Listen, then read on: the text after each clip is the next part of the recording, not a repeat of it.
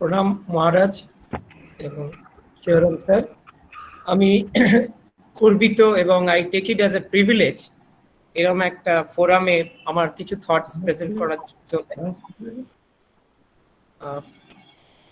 So appropriate contents according to age of students. This is a place where I work, Seva Pratisthan Hospital. And I would start with Swamiji's words.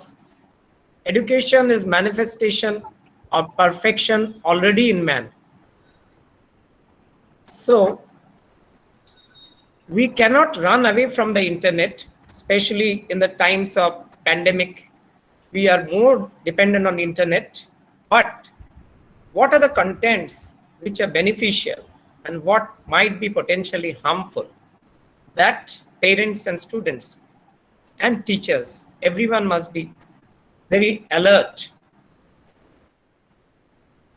The online is a very interesting place. There are challenges. Curiosity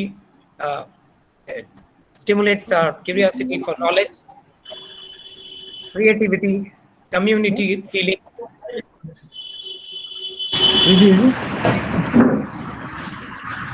But what are the important issues here?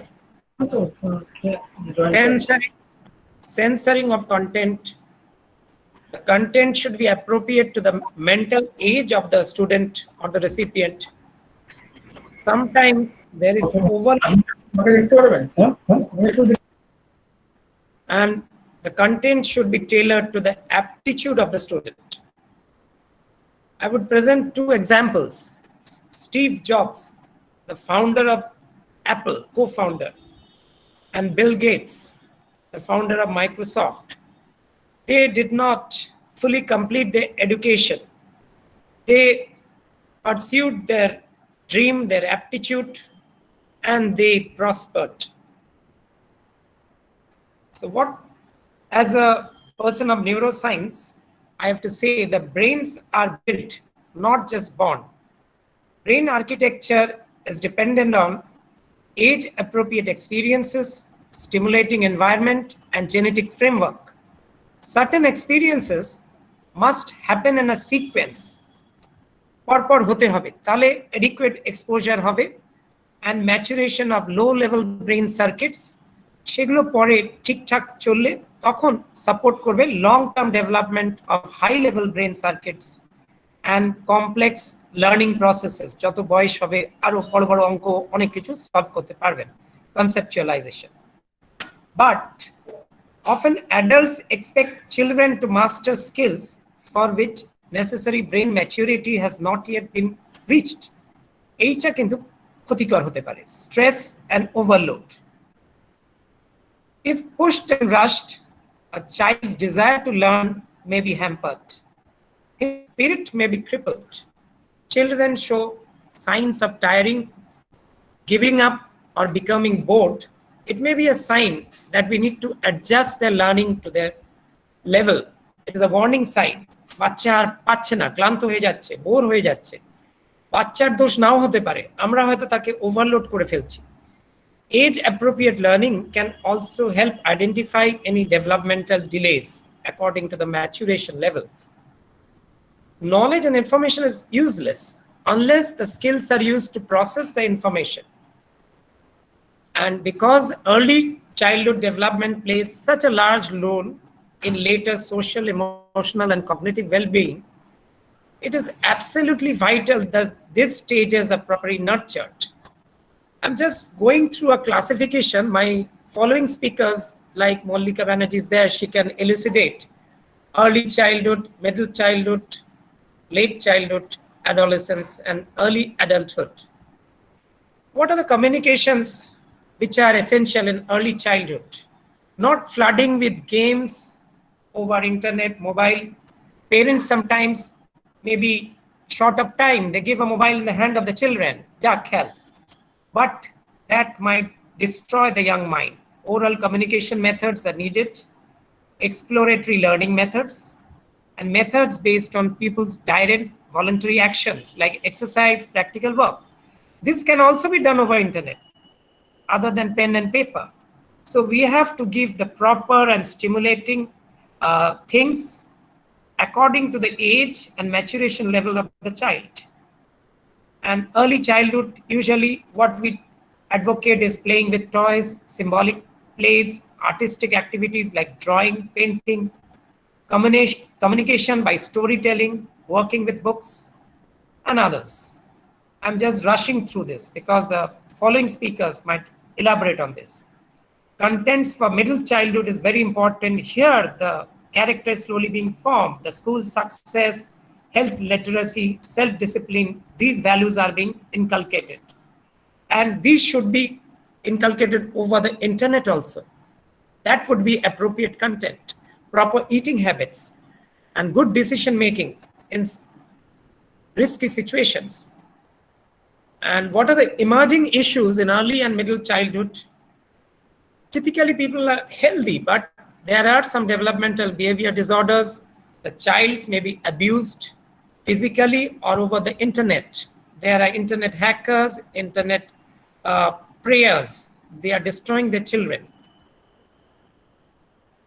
And what are the contents for adolescence? This is a very vast subject, but what should we keep in mind? Adolescence is a period of emotional and social changes.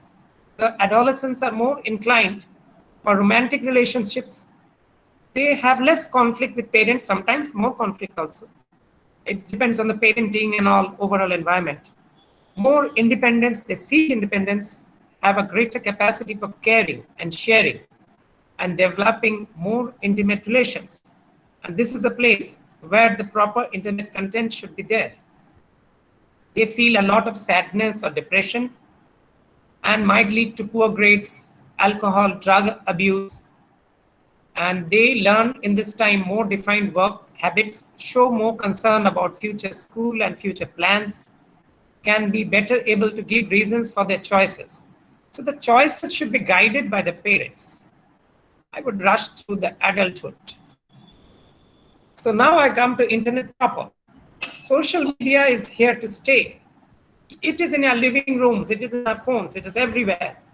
This Twitter, this blink of a light, often people say, I awake with the blink of a mobile phone and go to sleep, blow up the mobile phone.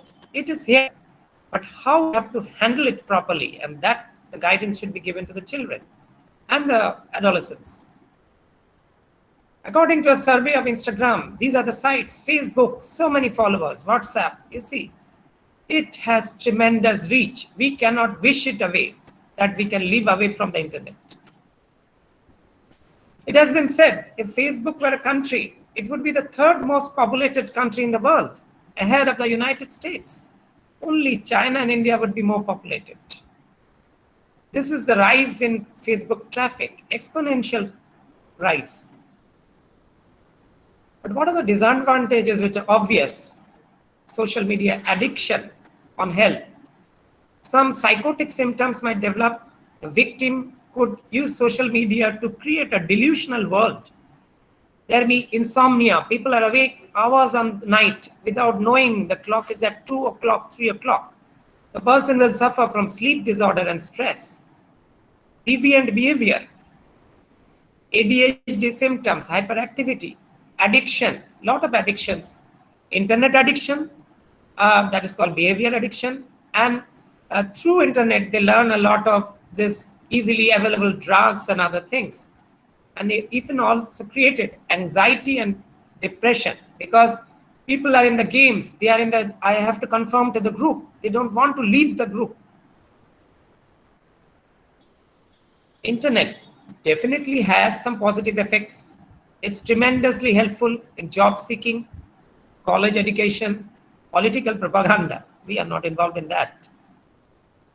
But negative effects are tremendous, should be kept in mind. There is tremendous intrusion of privacy. There is something called information overload that is often toxic to the brain. Negative effects on users. Internet fraud. People are sending fraud messages, fraud videos. That is very deleterious. Threats of violence online. And people are becoming addicted to online gaming, watching videos. You see, this is a graphical representation according to a survey, what people are doing on internet. Almost 50% time, the adolescents are playing games. They are watching cartoons. You see the time spent on seeing, studying, work, 6%. Information, 5%. Communication, 3%. Rest of the time, just games, cartoons. That's tremendously harmful. But yes, people who are using it positively, a survey said the education seekers, 93% said they had benefits. 84% of career builders reported benefits. 72% of all learners report gaining confidence. But there is backlash, cyberbullying, crimes against children, time wasting, corporate invasion of privacy, distraction, pressure to conform. Sometimes people become shallow. Just WhatsApp, 1 or 2 lines. They forget to write a sentence. They forget to write a paragraph. Eating disorders, always sleeping, is sitting in front of the computer screen, either eating too much or eating abnormally or not eating at all eating disorders. Addiction, online gambling, eBay addiction. Online gambling is taking a toll in many families. And eBay, this is very common. People are shopping on the internet, sometimes things they didn't know, though they don't need. And even cards and all, everything is being sold. So now we have some apps using internet to control the internet. iPhone and iPad, Android apps, screen time, parental controls. It should be a mutual thing. It's an hour-packed sort of app has come, parental control and screen time management, family loop, kids lock, family dashboard. But children are very, very resourceful. They often get out of this and somehow they get into their desired sites. So it should be a mutual understanding and sharing. Definitely, being in a physical classroom is tremendously different from learning online. In classroom, you have to focus unless you are sleeping. But when you are online, a lot of distractions is there. Self-discipline must be there. But online education, it is student-centered. There's a lot of flexibility. Flexibility in timing. You can internet access, flexibility in place. You don't need to travel. You can log in from your living room, from your sleeping room even. And global sharing of knowledge. You are sitting in India. You know everything what is happening in the world.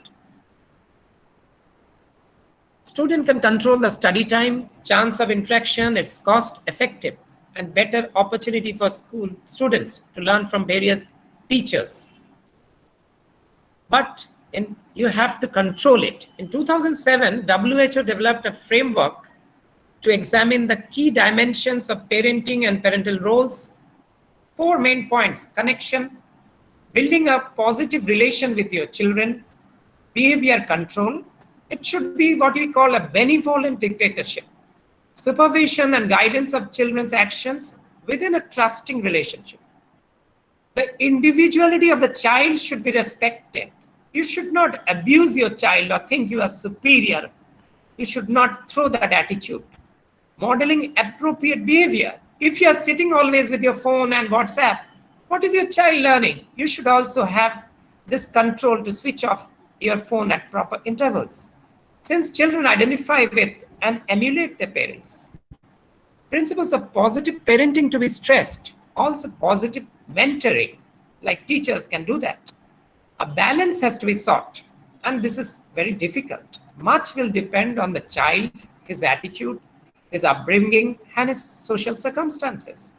By explaining to kids what content is okay in the light of family and social circumstances, they can be equipped with the tools to decide what app or video they will take. The decision to talk with the children or students rather than at the children is critical. So what do? We say, Marlon, stop, this Twitter thing has gone too far. No, it should be a very benevolent and friendship short of control. Social media addiction will rise in future. It has to be controlled. More networking sites will develop. Internet users will increase, but they have to be balanced disadvantages with the advantage. That's all. I have a lot others to people can ask questions if they like. They know enough who know how to learn. Thank you. Thank you, everyone.